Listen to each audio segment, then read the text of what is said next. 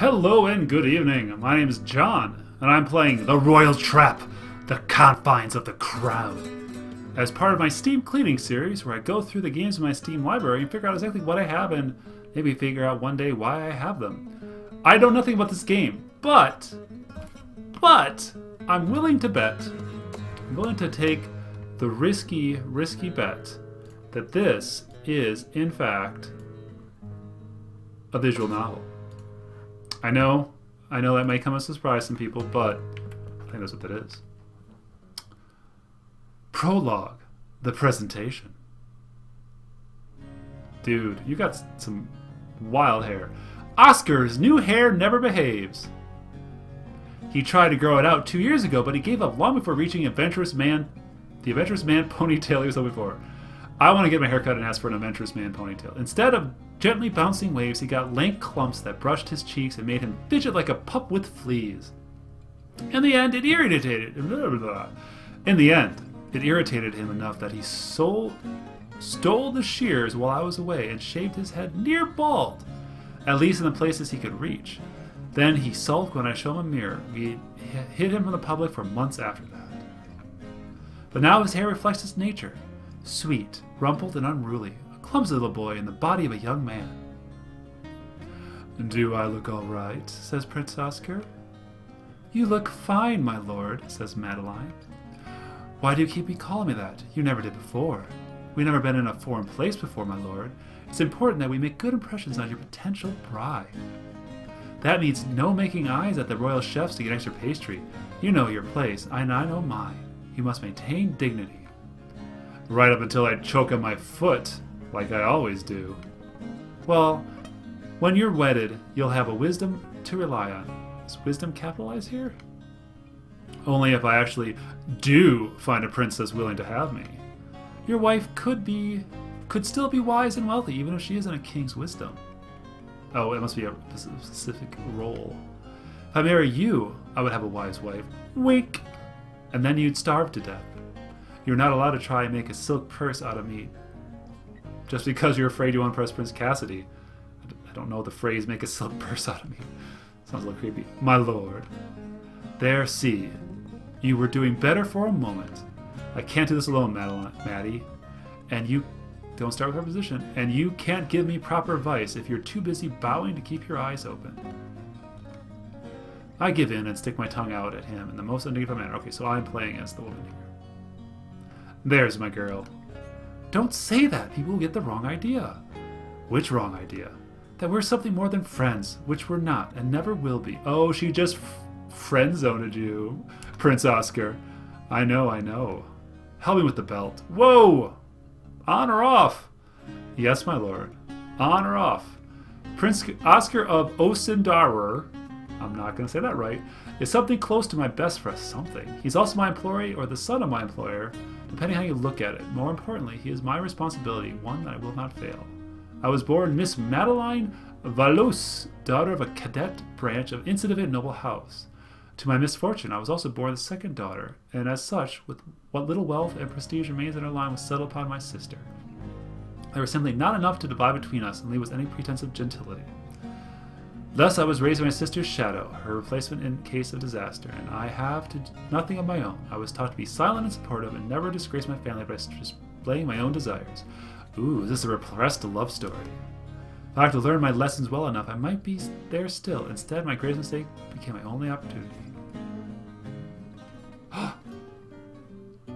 It was in the first rush of lesson at the time, enjoying the freedom to run with longer legs. My family were attending court, making conversation with people far too important. The presence of a child whose heir was to nothing. I was ordered to stay in our room, unseen and unheard, and wait patiently for the return. But I wanted a mid-afternoon snack. Wink. And I was tired of waiting. I came upon a plan that would involve leading my governess on a false trail while I lifted keys from a careless steward and wiggled my way into the palace cellars. That's a really complicated plan. There I discovered that the first child of the mountain expedition for sweets, a blond boy, his face streaked with tears, had managed to trap his hand through the planks of an old crate. It fell on me to calm him and work him out a plan to get him free unharmed, free unharmed, and both of us out there without being caught. If I'd known he was a prince, I might have been more successful. I thought his family, like mine, wouldn't want to raise a fuss or admit that anything had gone wrong. Instead, my escape route led us straight into the path of his parents' frantic searching. Even then, I tried to protect him. My mother was horrified at what I had done. She would have whipped me and confined my room on bread and water for a week. The king of Ostendire saw things differently. He saw in me someone who could keep up with his youngest son's mischief and get him out of trouble safely. Thus I received a royal appointment as the valet of the young Prince Oscar, his companion, his maidservant, his advisor, his agent, his lover. For the first time in my life, I had a place that belonged to me. I have studied for him, trained and fought for him. If necessary, I expect to give my life for him. I will not fail. And I comb his hair. Now that Oscar is reaching adulthood, he must find a bride willing to give control of our ancestors' lands to us. I would not say it and discourage him, but I do not expect it to be these lands. Wellinor is a large powerful kingdom, and the competition is likely fierce. I have never met Princess Cassidy, but I know she's quite young. She is certainly under no obligation to choose a husband in a hurry. This occasion is only the beginning of a long process for all of us. Still, her debut is a small and prestigious gathering, and it was in good fortune Oscar received an invitation. Here we will gain the experience in dealing with royal women who are not of his relations, so that he can achieve a good marriage in the future. This is my final purpose, to prepare him and polish him, to make him a man who a princess could trust with her heart and her home. No one wishes for him for her husband, and all these years have been wasted. I will be sent home in disgrace, a worse than nothing. And yet, if he is chosen, then become a king, a master of a territory far from his birth, and he will leave me behind. What will happen then? He can still bring you along. I can't let my worries about the future distract me. I have a focus on Oscar and everything that is happening right now. No matter what happens, I will stay in control. I won't let anyone down. Not my family, not Oscar, not myself. And not you at home. I think you're ready. Are you coming? You're allowed to attend the presentation, just not the ball. Of course, I need to see your competition. Good. Madeline? Yes, I love you. I want you to know I really appreciate everything you do for me. I appreciate you too. I feel the same way about you, my lord. You do? Of course, I couldn't have asked for a better employer. Right. He lets out a slow breath and shakes his head. Well, I suppose you don't. Just kiss her. Save me 17 hours of visual novel. That's not how these work. The presentation hall of the Kingdom of Gwalinar is not so much larger than that of my homeland, but the decorations seem more ornate, the jewels more lustrous. Perhaps it is only the dazzle of unfamiliarity. I have never crept along these walls on a secret errand nor been forced to polish them as punishment. Only 3 foreign princes are present for these festivals. According to the course gossip, 5 were invited, but 1 politely declined and the other, somewhat less politely, refused to any event involving Prince Nazagi. Therefore, this debut becomes an intimate affair, and might appear that much more advantageous was present. But the center focus of the event is the princess herself. Steward. Her Enlightened Highness, the Princess Cassidy. Are the flowers really necessary? She looks a little thin. She walks into the room with poise, her head held high, then hesitates, looking rapidly back and forth over the assembled personages before continuing her assigned position. She cannot acknowledge anyone here until they have been formally announced, of course, but no one could blame her for indulging in a moment of curiosity. Velinor's hair has been famously kept in cloistered existence until now. Out of fear of her health, she might have never seen so many strangers at once. Flowers are still falling.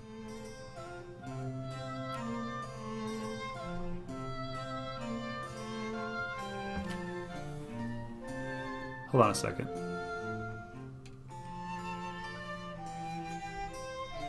Her hands.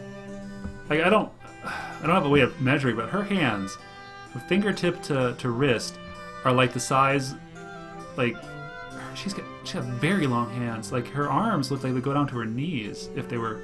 Oh, whatever. I'm sure it's fine. As we gather in the celebration of her anniversary, Princess must have only the barest blush of 18 years, younger even than Oscar. Yet her face holds more maturity than her years would allow. She looks closer to my age, some 2 or 3 years older. Determining women's age is always an exact science, but a normal woman's more so. In her youth, my mother was often mistaken for younger than she was, to her chagrin, and forced to disguise herself with paints and artifice to give correct impression. This trait, like so much else, she did not pass on to me. Man, you're bitter. Or I'm bitter. Now the princess is in place. The guest can be announced, says nobody. His Royal Highness, Prince Gaston. No one fights like Gaston, no one drinks like Gaston. Prince of Bardowin is a golden barrel of a man. His curls are gleaming, and his buckles on his shoes, and every conceivable place in between, so he's a Final Fantasy character. So broad are his shoulders that I imagine if startled, mighty arms would tear right through his glittering wardrobe. I do not envy his tiring woman? I don't know what that means. With brisk strides, he crosses the hall, stopping nearly at a minimum distance from the princess that propriety would permit, and sweeps a dramatic bow. It is my greatest pleasure to be in your presence, such a rare flower as your highness. Oh man, he's got sparkles in his hair and on his teeth. Prince Gaston gets it done. Thank you. In honor of your anniversary, I present you with this rare Tapadan essence. May its scent bring you joy. He offers a bottle of faceted dark glass cast with gold, which she takes with interest. A perfume. What does it smell like? You could just do it. The servant allows her to make a quick choppy gesture with her hand. I shouldn't open that here. Thank you, Prince Gaston, and welcome to Guadalcanor. She hands the bottle to an attendant, who sets it aside. Princess Gaston bows his head, then steps aside for the next presentation. His Royal Highness Prince Nazagia. Oh, dude is all like dark and broody. The Prince of Asnith is a slender, sharp-featured man, attired in the finest silks, which he glides soundlessly across the floor as he walks. His delicacy and refined appetites are well known, as are rumors of his less appealing qualities. He has not a warm face, narrow eyes, and elegant nose. Thin lips all seem crafted for expressions of cruelty. I'm not a flightly scullion to believe everything I hear. I find it entirely likely that it is his appearance which gives rise to such tales, and not any action Prince has taken. Still, I would be cautious if I myself alone with him. Approaching the princess, he bows with his hands at his side. Gracious Highness, you do me much honor with your invitation. I can only hope my humblest gifts can convey my gratitude. He sets his finger, and a servant rushes forward, bringing the princess a bundle of blue and purple silk. You are very kind, Prince Nazgi. Be welcome. Prince Nazgi bows a second time, then steps backward, retreating without even turning his back to the princess. And then it is our turn. His Royal Highness, the Prince Oscar. Sup, dogs? Woof, woof. He may not be the most elegant man in the room, but Oscar is a prince nonetheless. He walks with confidence, that presents his hand to his chest, and bows with one foot sliding respectfully back. Your Highness, I thank you for granting me the opportunity to meet you and convey my good wishes in person. I bring you a gift of flower that will never fade. He holds up a blue velvet presentation box carrying a brooch in the shape of a rose, his petal encrusted with jewels. It is lovely, thank you. She seems honestly pleased, and his answering grin is equally sincere. Had he stopped there, he would have left an excellent impression. I also wrote you a poem, which I'd like to hear. Oh no, no, nope. Oh no. As a fairest maid to the fairest day can wish the darkness. As fairest maid to the fairest day can wish the darkness cares away. As fish and frog shall meet and laugh upon a golden seed and chaff. Serves upon. The princess clears her audibly. Perhaps she could tell it to me later. I must have you been waiting. Oh right. Well, joyous anniversary. The party bow also rests away, and thus the presentation of the three princes is concluded. Whoa! There is, however, a fourth prince in the palace. He is Prince Callum, the unlovely son of King Glauder, and still a bachelor.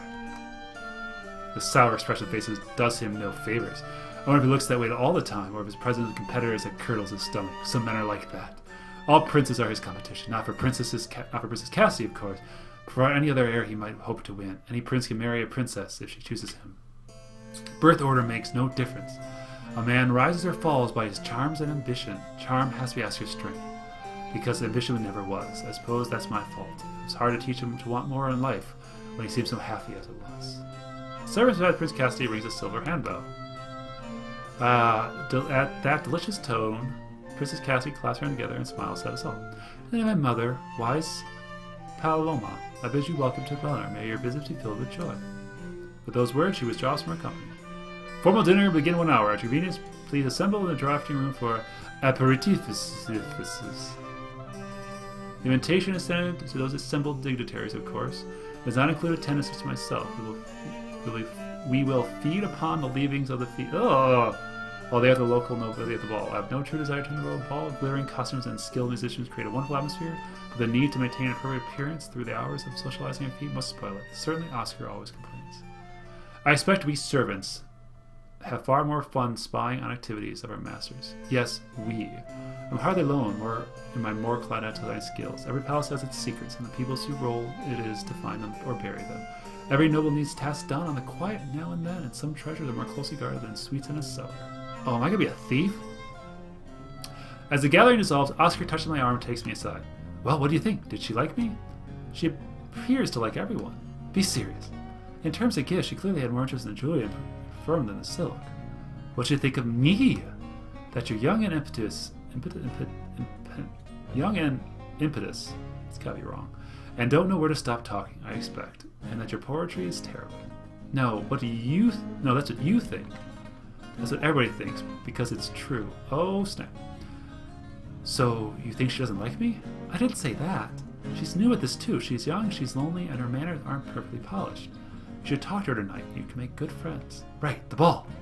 There's something I should tell you. You changed your mind about the shoes? No, the shoes are fine. It's... In my valise, there's a red scroll. There's a letter inside it. The letter is for you. What? What would be carrying a letter from me? Who would it be from? I don't have any other close connection. My family? See me once a year to ensure I haven't lost my position and disgrace my upbringing. And other than that, they barely seem to remember that I exist. I can't see them sending me praise, rest, and favor. What if? What if something did befall my sister? What if they want me to give up my place and go back to them if nothing's ever happened? I'd have to go. It's my duty. But... Don't look so worried. That's easy for him to say. Just read it, all right? Oh, it's a love letter.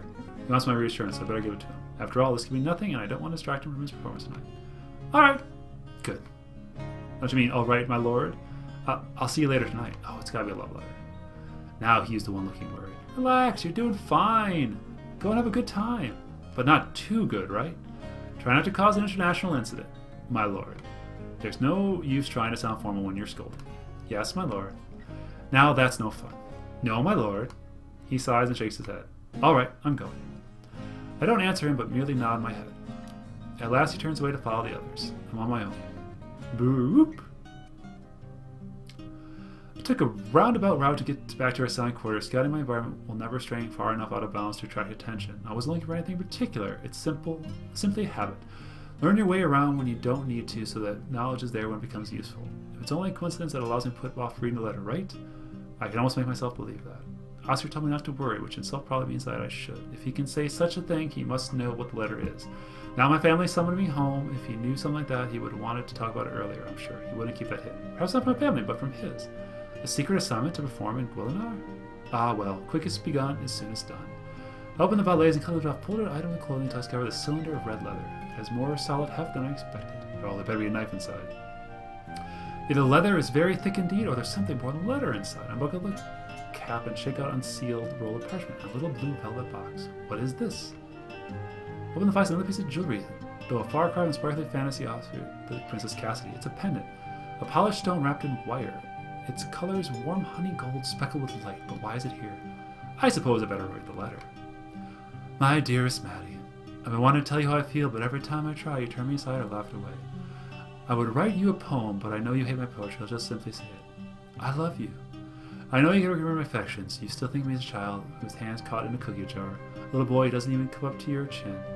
I get older, but so do you, and I can't even catch up. I'm telling you this because it's true, not because I expect you to do anything about it. That's why I'm writing it down to tell you in person. I don't want to embarrass you or make you have to answer. I never want you to pretend to love me. All I want you to know how I feel. Please wear my token to show you understand, and I'll never mention it again. I want to know that you know and that you don't hate me. That is all. You want me to be a good prince and win a royal bride, so I'll do it. But I'm doing it for you. Yours, Oscar. The letter goes blurry as my eyes catch sting with moisture. Oh, Oscar, do you really think it's just because you're younger than I am? He's a prince, the son of a king. He's been raised in luxury, trained to govern and aspire. I'm a servant with no land, no fortune, no inheritance at all. What would he have if he married me? Whatever gift his family saw fit to hand out, if they didn't his own on the spot, and then nothing.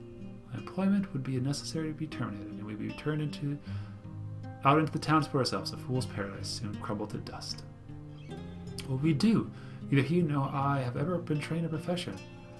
Where would we live? We haven't so much as a roof over our heads. It doesn't matter how I feel about him or how he feels about me. It can't happen. I wouldn't do that to him. He's wrong to think I don't know. Of course I know. And the more reason to keep my own emotion under control. Practically, from my cradle, I was trained in self-control. My emotions, my reactions, even my face. Never to flinch, never to cry, never to say what I wanted or to have any wants besides doing what my parents told me. I was supposed to sit quietly in the background until I was needed. Eventually, I suppose, I would have to live in my sister's house. Poor relation and unpaid housekeeper. Never had a life of my own. My little rebellion, my misadventure, came as a shock to my parents, who thought me so obedient. But even out of their care, I am still the daughter they raised. It remains my nature to be cautious and quiet and restrained, no matter what I feel inside. I'm good at it. Sometimes so good that I don't even know my own feelings anymore, except with Oscar. He makes me laugh. He teases me and forces me to tease him back. He lights up when he smiles. Even now, when he's not here, he's almost managing to make me cry. He's my best friend for all these years. I owe him everything, and yet I won't let him ruin his life for me. But if through some miracle I was granted an estate of my own, I might consider it. Then, perhaps, Oscar and I have been together so long I don't know what to do without him. He's sometimes clumsy and foolish, yes, but always the heart like a star. Always optimistic. Anyway, always dreaming, always kind, and sometimes I imagine, no, he is a prince. He's allowed to be a dreamer. I can't afford to waste my time thinking about what might have been. I don't want to lose him, but I have no choice. Falling in love would only be a disaster. Whatever my feelings, I must harden my heart against them. At least he's had to send to avoid the dignity of a scene. He claims the letter ends this matter with no reply necessary. If we never speak of this again, he can believe whatever comforts him the most. That's what matters, after all. His comfort, his future. Girl, don't put yourself second. But if this necklace is a love token, wearing it openly might give him false hope or raise a question from others. It would not benefit his chance with the princess to have seen me seen as his paramour. Dude, wear the necklace. The only thing Oscar asked for was a sign that I knew and accepted his feeling, not that I shared them. How can I deny him that? I fastened clasp of the chain behind my neck and let the smooth, cold soul settle against my chest. It's just a little trinket after all. No one but Oscar will even notice. So then, that is resolved. It is done, and I don't need to think about it again. But then, what should I think about? I'm at loose end.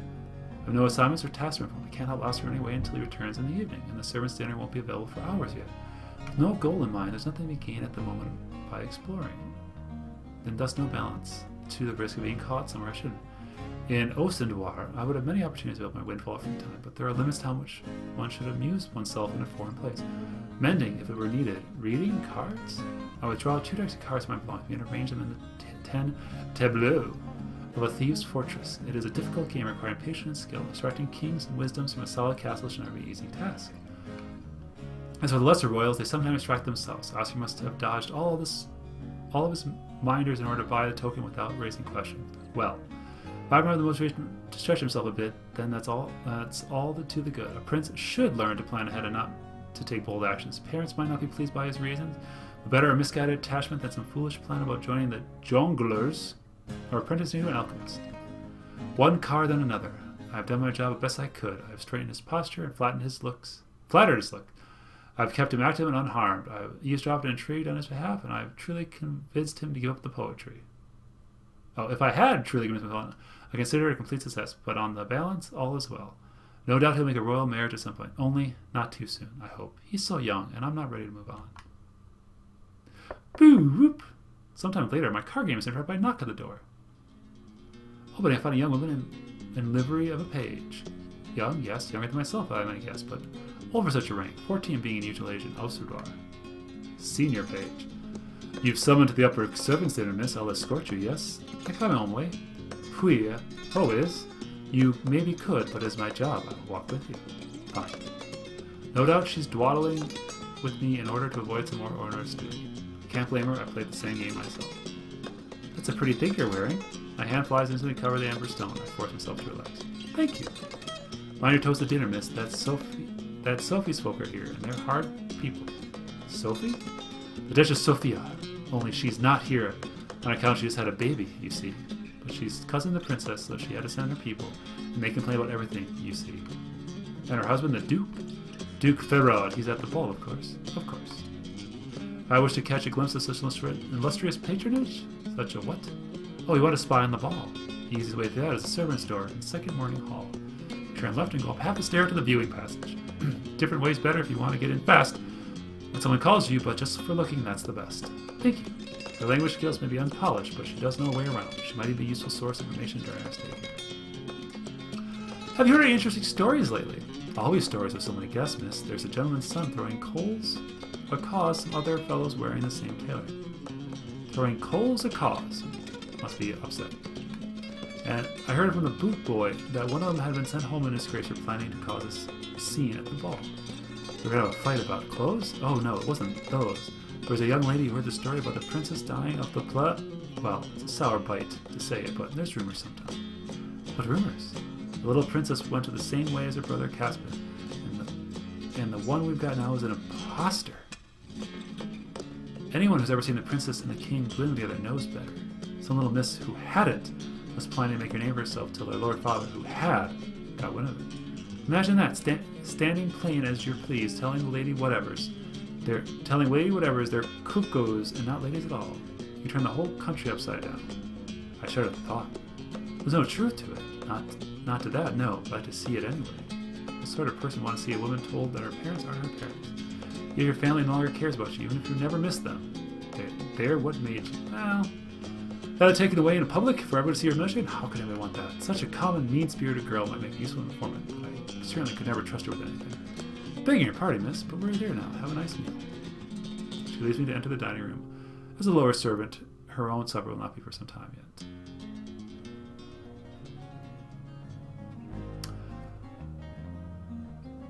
And so I join the others of my rank, the confidants and supporters of noble elites. It's not difficult to find the footmen of the Duke Pharaoh. Despite their position, they are a mismatched pair of clothing, so plain that it barely merits the title of a uniform. They sit in the silence and stare at the palace servants, who give them a wide berth.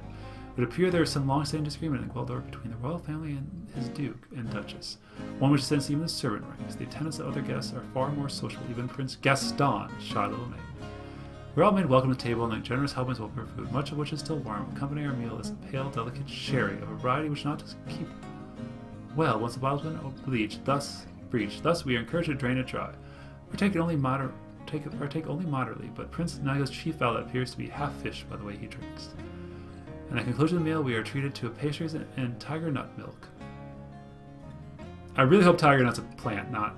yeah. And all assemble are dueled away to the royal largesse. Afterwards, the proper thing to do is return to my rooms and wait my master. What I intend to do, of course, is something less proper, to find a viewing chamber that the page mentioned, and cast my eyes over the festivals. Guarding Oscar from hidden danger is another facet of my role. Whether those dangers be a sword in the dark alley or social scheme or out to trip him up. Anything could happen if I'm not there to watch. I'm sure everything is fine. Oscar has never had any difficulty with dancing lessons. Still, he might make little mistakes, and it would fall to me to discover those faults and train them out of him. He is, after all, a prize stallion of sort. Shaking my head slightly at the image of Oscar as a fearsome warhorse. Wow, if you're dreaming of that man as a horse, you got him bad. It's clear these unfinished corridors are not intended for the eyes of those above the salt. Even if the dim lighting and the exposed surface are a rough contrast to splendor elsewhere. Dark, yes, but not very dusty. Either someone is assigned to clean out these unseen areas, or this location gets far more use than I expect. Perhaps there are always dances, or perhaps there are so few that special makes the ideal reservoir point for more private pursuits. There, a peephole. A crush of music and laughter is already clear. Moving closer, I see wigs and ball gowns below. Oscar must be out there somewhere, but it may take a few minutes to pick him out. I hear footsteps approaching. At first I think nothing of it, then there are a number of servants in this palace after all. But this is not a servant. My lord! You, who are you? Madeleine Volus, my lord, valet to Assendois. What is he doing here? As a prince, he'd be dancing with the nobles, some below. Could this man be, of all things, lost in his own palace? Do you need something, my lord? Nothing you could provide for me. Maybe. The poisonous edge to his dismissal makes me wonder what exactly he thought I was offering. As I have failed to respond, he presses on. Are you on some errand? My time is my own at the moment, my lord. Then why are you here? What is the world coming to when a servant cannot have privacy for betters, even the back halls? It's a complete breach of decorum for him to set foot here at all. He shouldn't be challenging me about it. Inarguably rude though his question is, he is a member of the royal family, and I am a guest in his home. I am observing, my lord. Like a little cider girl watching and dreaming what you can never have? I beg your pardon? Guest or not, that was just too far. No desire to be a princess, but then you must be a noblewoman's daughter in your own land. Younger daughter. And if Miss Sorcha favors the succession, it would fall to you. But that's your younger son, the one left over when everyone else tires of matchmaking. Oh, we can't choose how we're born, one would think. Anyway, my lord, you might be a king one day. That is not an option for me. Indeed. I suppose I shouldn't have said that much, but something about the man gets under my skin. Oh, hello. So if not an envy and not an errand, what's your game? I'm keeping watch over my prince, as it is my responsibility. At least I was before I began to terror for no reason. His only answer is a snort before he leans forward to place his own eye to one of the peoples overlooking the ballroom. Well, dutiful spy, it seems you have nothing to worry about. There may even be wedding bells in this future. What? I paused myself to the wall and frantically scanned the dancer below.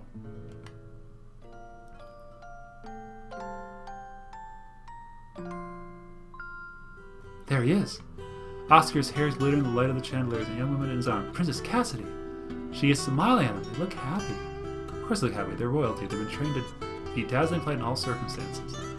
She dances with all of her suitors. That's why they're here. It's nothing. She places her hand in his, tilts her head, and she laughs. His eyes answer. And they're gone! They walk together, dance towards the edge of the dance floor, strolling like lovers. What if I was wrong? What if they're a perfect match? She chooses him. Oscar would not hesitate to do duty, regardless of any child's infatuation. Even the letter, he knew as much as he wrote it, meant nothing. He had so much said. He so much as said that confession gave him closure. It allowed him to put it all behind him, never to mention it again. There's no obstacles in path. If she chooses him here and now, that would be that. He would leave, and I would be set back from the sight, intending to make my apology to Prince Kelvin, but he's nowhere to be seen. He must have left while I was distracted. I shouldn't have come up here. I expected to see Oscar bumbling innocently along like the little boy he was when we met. I wanted to assure myself that nothing had changed, that I was in control, older and wiser like always. I was not ready to face the idea that he might not need me anymore. I returned to our rooms, too distracted to choose an adventurous road. How could this be? Of course he could do this, that's why we came. Only this evening sent me that letter, but who knows when he wrote it. Before we met, certainly days, weeks. Weeks ago, it could have been old news. I have no right to feel betrayed. I've told him dozens of times that we were nothing but friends. It's only natural for him to respond to a pleasant young princess who might be interested in him. I must stay calm. In all likelihood, this will come to nothing. The princess is a sheltering woman enjoying the attention paid to her, but she's also a heiress who has been raised to her responsibilities. Perhaps Cassie and Oscar might come to an understanding in time, but her family would insist that she meet the others first.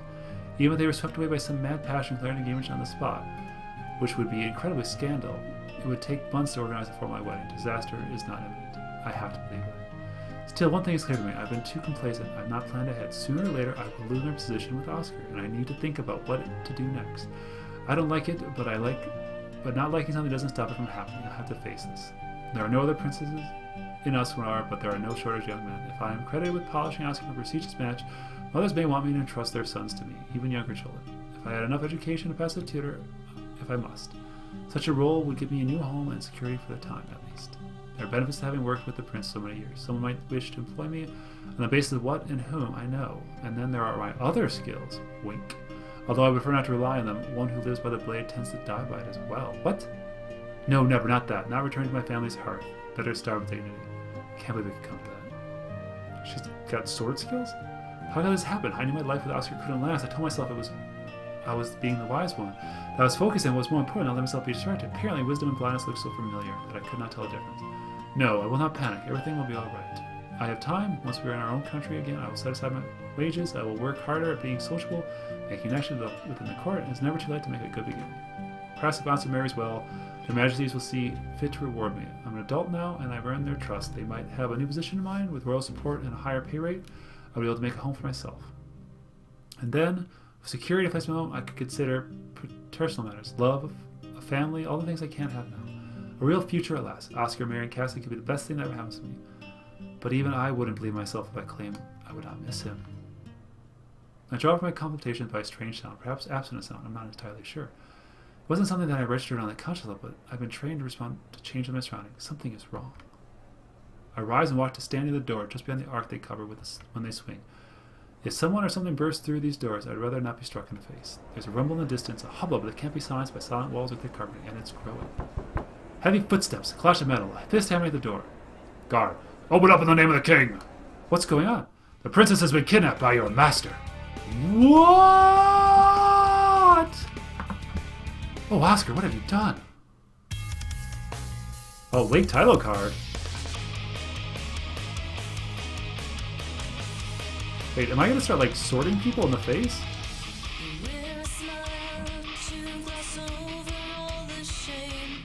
Oscar of Osendois.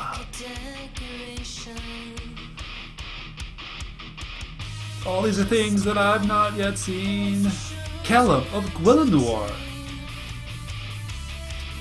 Still Callum of Gwilenoir.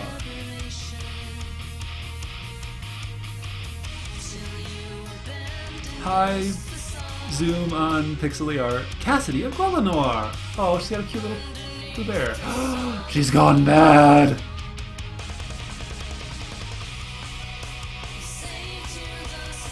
Nazagi of Aseneth. Gaston of Bartolin.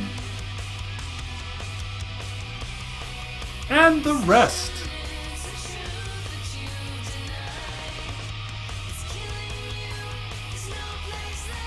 Madeline Balous.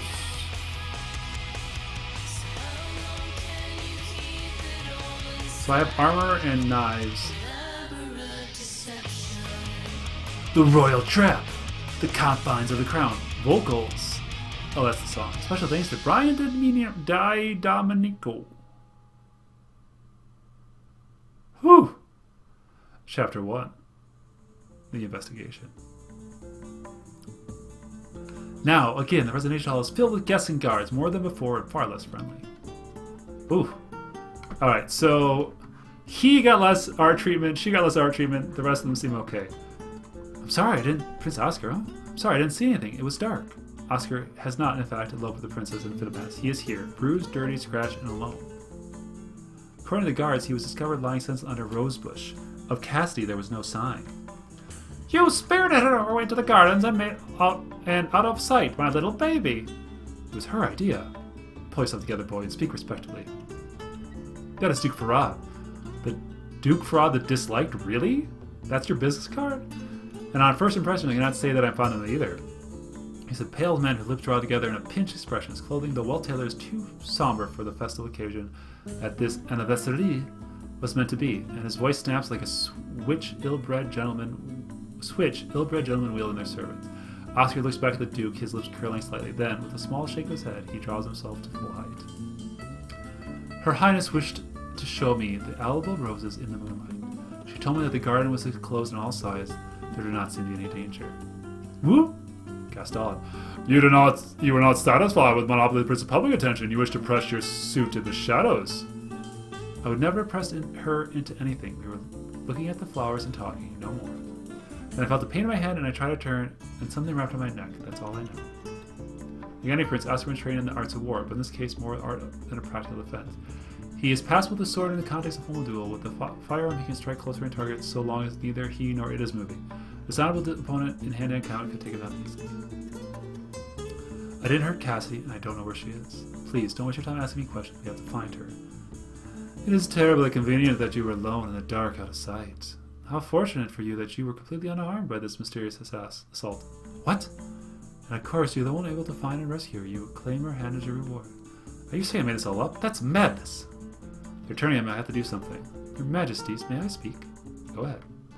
Everyone who saw them knew that Oscar and Cassidy were pleased with each other. Surely of all the princes, he would be least likely to try such a thing. Are you accusing us of petty jealousy? Yes. Of course not, my lord. I'm not accusing anything. That would be a quick way to make an enemy. I have to be careful what I say. Someone did scheme to kidnap the princess in order to force her into marriage. It probably wouldn't be the man who had a good chance of winning her without it. Benefits would not be worth the risk. A clever way to avoid suspicion. If there's a plot, then someone has something to gain. Something that's worth risking their life to get. So who benefits? All of a sudden, the king's wisdom goes pale, clutching at her husband's arm for support. I cannot guess what thought occurred to her, but I must press forward and point all I can.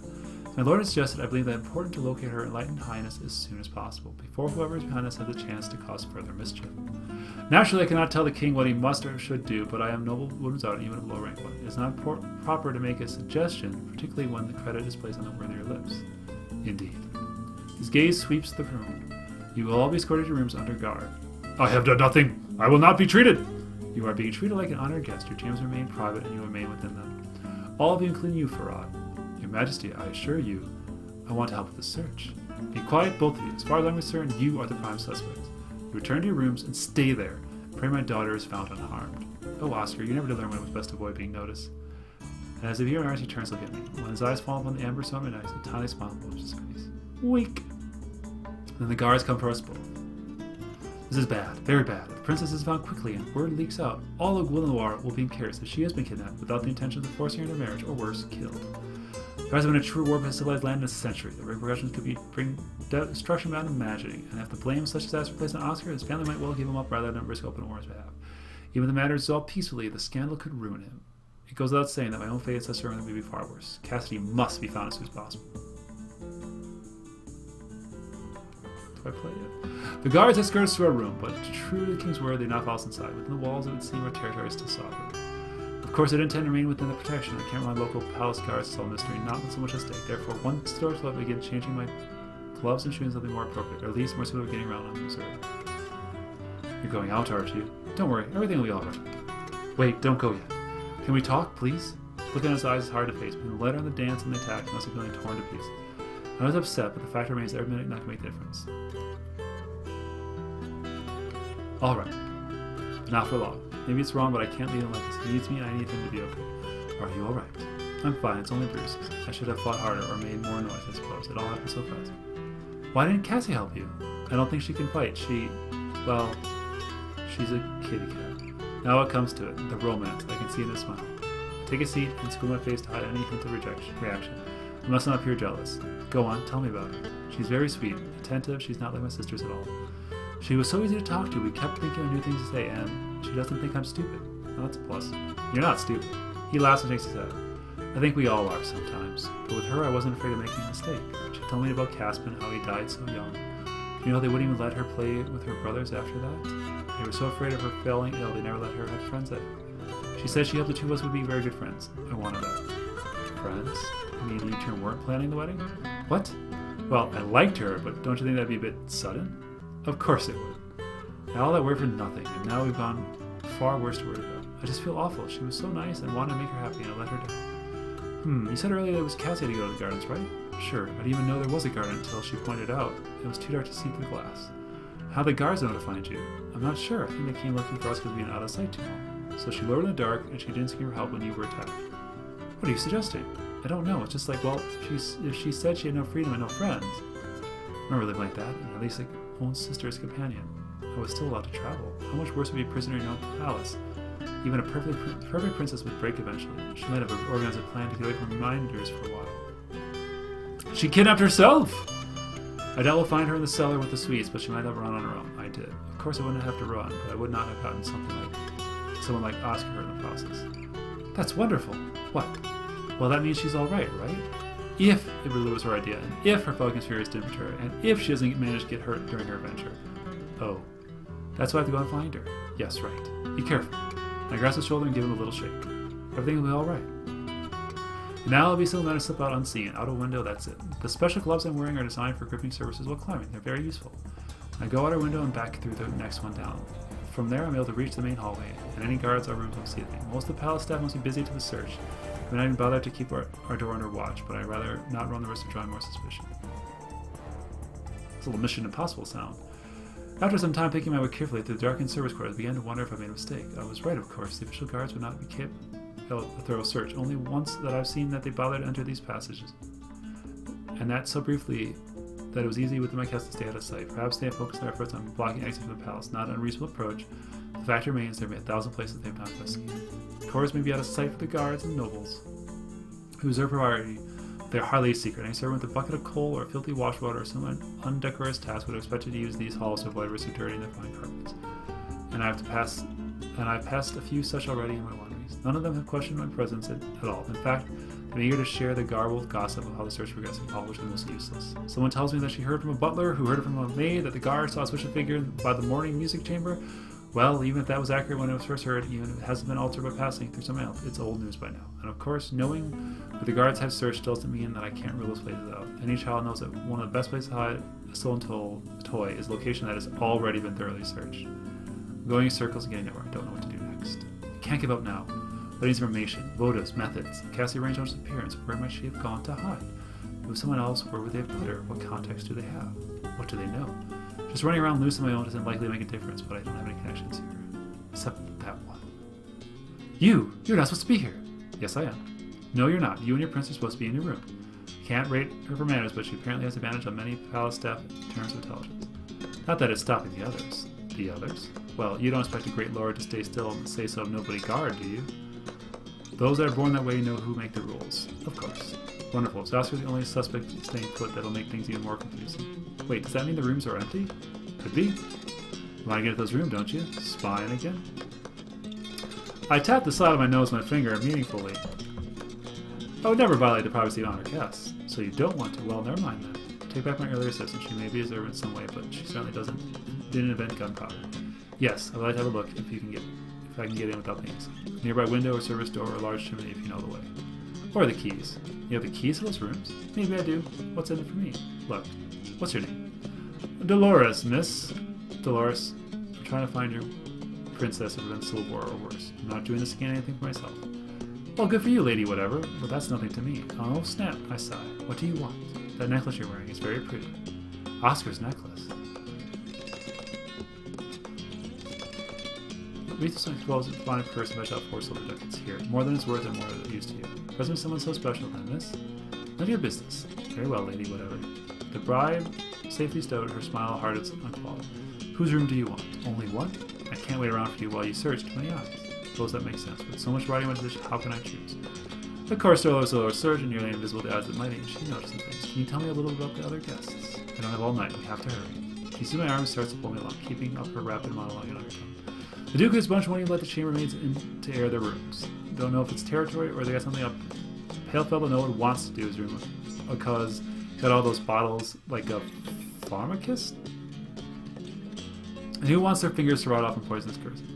The other one smells, it's true, but she drops her voice even further to whisper. I hear from a junior scullion that someone saw a girl who looked like the princess in his room once.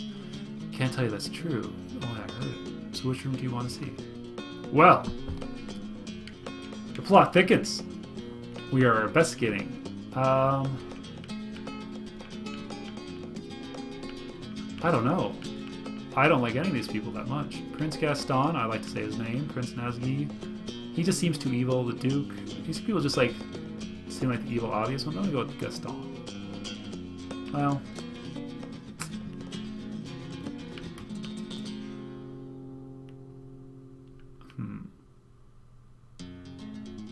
As to the Duke. Fine, let's get moving. Whatever you do, don't tell me when I helped you.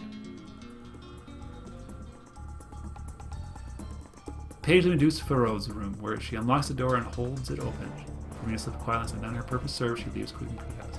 There's been certain similar to these quarters. After all, there's no way to know who might be residing with them at any time. However, this one has something odd about this room. It's not different. Difference names me until I can place it. The walls are bare of ornament. Nothing, no hanging lamps, no clocks, no portraits, and more importantly, such in pale outlines where such things might have been placed. Nothing visible but closed cabinets and a long wooden chest on the floor. Could Duke Ferrod intends to be pilfering the palace treasures? It would seem like foolishness to do so openly, but as Duke and Duchess power figures within the Glenar, Crown and I not risking instability over a few petty thefts. That chest is too rough hewn for palace issue. Something they brought with them? If they are appropriate items, it might be local storage. It's lock and lid, of course, but that's a little obstacle. I'm hardly a professional burglar, but I'm capable of getting past a simple lock given time. More than it would be safe to spending fun open on the corridor.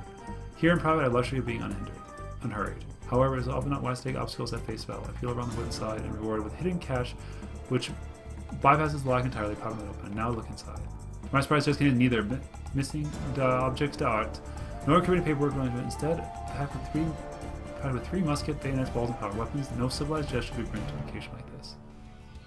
Back away from that carefully, or I'll split you where you stand. My breath catches. Apparently, I was facing some rooms around confident.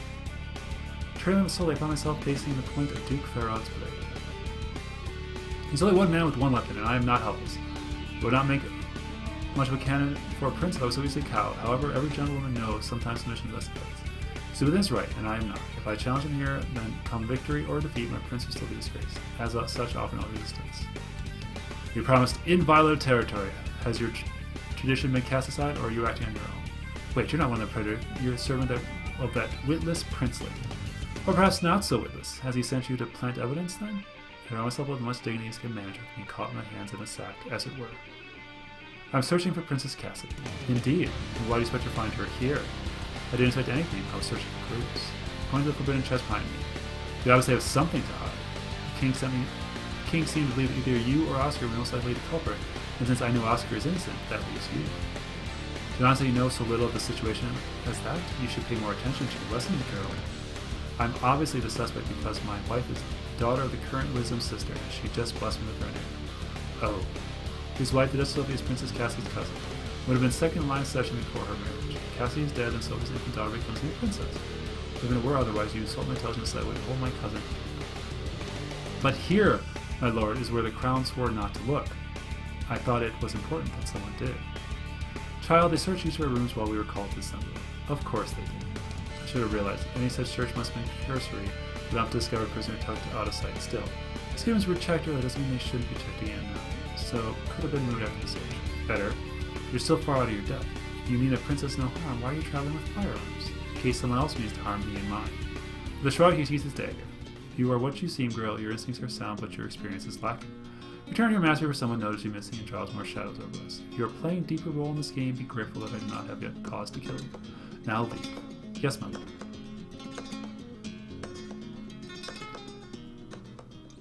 A cold man and a mysterious one. Yet he could have attacked me while I was so foolish distracted with my search. He could have demanded some forfeit in exchange for my trust, but instead he waited for my explanation and then sent me on my way. He may yet be a villain, but not a mindless one. A clever villain, of course, is even more dangerous.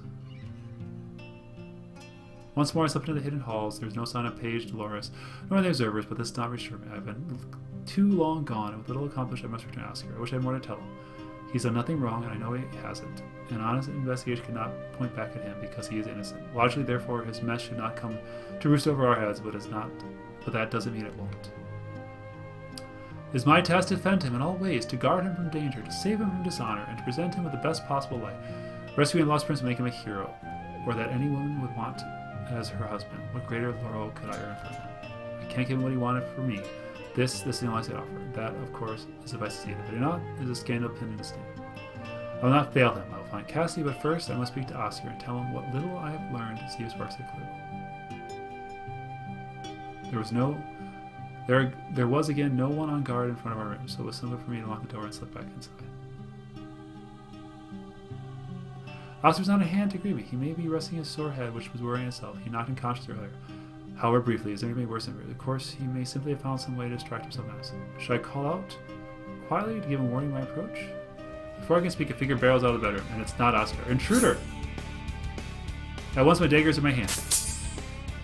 The strange man attacks with a powerful overhand strike. A move generally used only for splitting melons.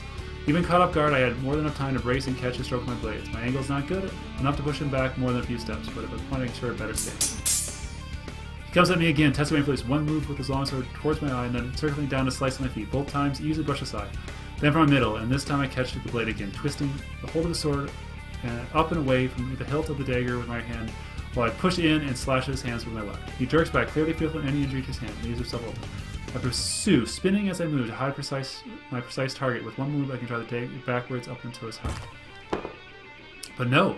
He ran further than I expected, and my catch only there. I turn my head to find target behind me to the side, again making wild over his feet. Too late to turn, I dive to the floor and roll, coming up facing the correct direction. His sword slices through empty air and into the floor, scarring the wood. He's overbalanced, driving in my heels. I grab the plush edge of the embroidered rug and yank. My assailant stumbles, falling back inside my fireplace while I climb the feet. Looks like the impulse left a bruise, though nowhere near enough to put him out of the fight. He has reach and strength, but not so much skill, I think. It's not take the offensive.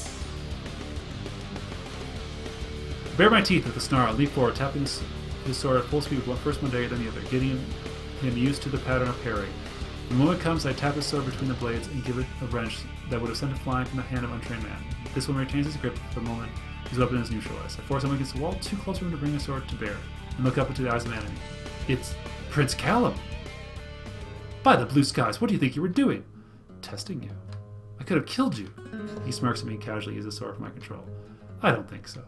Prince should have the best tutors and more skill in swordplay than a clumsy attack he determined on me, that's true. Of course, he's one of many, and neglected younger son, he says. Well, that's a good chunk of the royal trap, the confines of the crown. I'm going to hit the save button down here. Boop. Name my save. Prince. There we go. Overall, this is a visual novel. If you were expecting something else, sorry, this is a visual novel. There's a lot of reading, there's a lot of text, there's a few choices, and you get to sit there and dream about the pretty boys. I think it's a pretty decent one. The main character you play on is not some milquetoast kind of weakling, flower wilter kind of thing. She's got motive, she's got conflicting interest with the prince, she's got strength and power and able to set her own path and do stuff. So I think it's a good character to play as.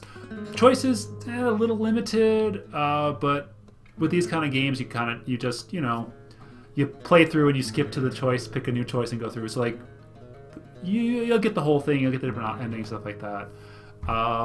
Yeah, overall it's pretty solid. Oop, no, menu. Did I unlock anything in the gallery? Main title. Yes, gallery. We got our prince. Look at that. We got our prince dancing. Look at that. We got 2 sweet sword poses, dagger poses. Nothing on page 2. Look at all those pages. Oop, we got a jukebox. Oh man, sound test. See, that's playing right now. So, overall, I think it's pretty good. If you're looking for a visual novel with a lot of reading, give this one a try. Cheers.